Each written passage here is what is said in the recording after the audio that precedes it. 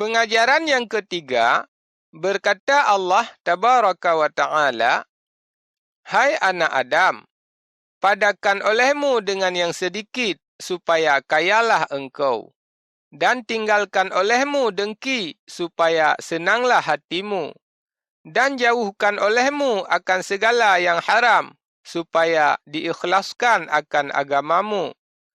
Dan barang siapa meninggalkan ia akan mengupat-ngupat akan seseorang, niscaya lahirlah kasih baginya.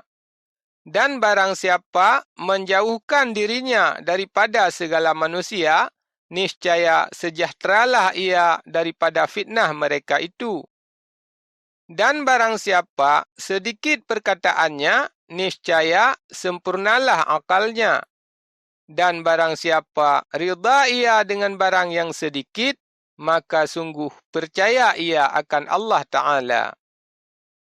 Hai anak Adam, engkau dengan barang yang engkau ketahui tiada engkau amalkan, maka betapa engkau menuntut akan ilmu yang belum engkau ketahui.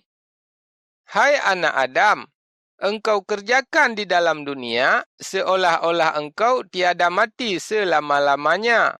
Dan engkau himpunkan akan harta seolah-olah engkau kekal selama-lamanya. Hai dunia, dinding olehmu akan daku daripada orang yang luba akan dikau, dan daripada orang yang menghendaki akan kelebihan daripadamu. Dan jadikan olehmu akan dirimu itu manis pada mata segala orang yang menilik kepadamu, dan segala orang yang gemar kepadamu.